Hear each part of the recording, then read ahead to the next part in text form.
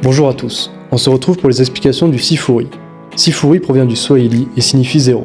Ce sera le score à essayer d'obtenir pour gagner dans ce jeu alliant un peu de stratégie à beaucoup de trahison. Le jeu comporte 120 cartes. 10 cartes de chaque valeur allant de 1 à 8 et valant respectivement la valeur affichée.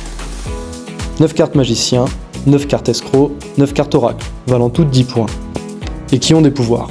Le magicien permet d'échanger 2 cartes entre elles, l'oracle permet de regarder n'importe quelle carte, l'escroc permet de prendre une carte de la pioche et de la donner à qui on veut. Il y a ensuite 5 cartes traîtres valant 10 points et qui permettent de donner une carte de son jeu à l'adversaire de son choix. Enfin, 4 cartes chat noir valant 15 points et 4 cartes chat blanc valant 0 points. Pour commencer, on distribue 4 cartes à chaque joueur face cachée. Chaque joueur prend connaissance de une seule de ces cartes, puis la remet face cachée et la retient. Le distributeur retourne la première carte de la pioche et la pose à côté pour créer la défausse. Le joueur après lui peut commencer. Il a alors deux choix.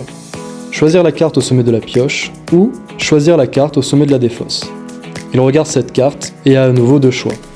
Remplacer une de ces cartes par la carte tirée pour la mettre dans la défausse. Jouer cette carte en la mettant dans la défausse. C'est ensuite au joueur suivant dans le sens des aiguilles d'une montre. Il est possible de jouer rapidement. Si un joueur pose une carte sur la défausse identique à l'une des nôtres, alors on peut la défausser rapidement. Cependant, si on se trompe et on met la mauvaise carte, alors on récupère notre carte ainsi qu'une de la pioche. Si le joueur s'est trompé, il ne peut pas rejouer sur cette carte. En dessous de 6 joueurs, seul le joueur le plus rapide peut poser sa carte. Si un deuxième joueur pose après, il récupère juste sa carte. À partir de 6 joueurs, les 2 joueurs les plus rapides peuvent commencer. Cette règle est aussi valable avec les cartes à pouvoir. Dans ce cas, les pouvoirs sont appliqués en respectant l'ordre dans lequel les cartes ont été jouées. C'est également valable dès le début du jeu, c'est-à-dire même sur la carte que le distributeur retourne pour créer la défausse. Pour les pouvoirs, comme vous avez pu le voir, l'escroc permet de donner une carte de la pioche à un adversaire. Il n'y a pas de limite au nombre de cartes qu'un joueur peut avoir. Le magicien permet d'échanger 2 cartes entre elles. L'oracle permet au joueur de regarder la carte de son choix. Le traître permet de donner une carte de son propre jeu à qui on veut. Pour finir la partie, il y a 3 possibilités. Se défausser de toutes ces cartes, finir la pioche, ou bien un joueur pense avoir le score le plus bas et annonce Sifuri. On finit alors le tour jusqu'à ce que ça revienne à ce joueur. Dans les 3 cas, chaque joueur retourne ses cartes à ce moment-là et on compte les points. Si celui qui a annoncé Sifuri a le score le plus bas, alors il marque 0. Sinon, il double ses points. Les autres joueurs comptent leurs points. On note les points de chaque joueur sur une feuille et on recommence. Celui qui a commencé distribue et ainsi de suite. Le premier joueur qui dépasse les 100 points perd.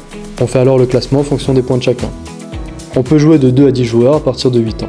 Une partie entière dure entre 15 et 20 minutes. Maintenant vous allez voir le déroulement classique d'une partie à 2 joueurs. Lorsqu'une carte pouvoir est activée, elle perd son pouvoir par la suite.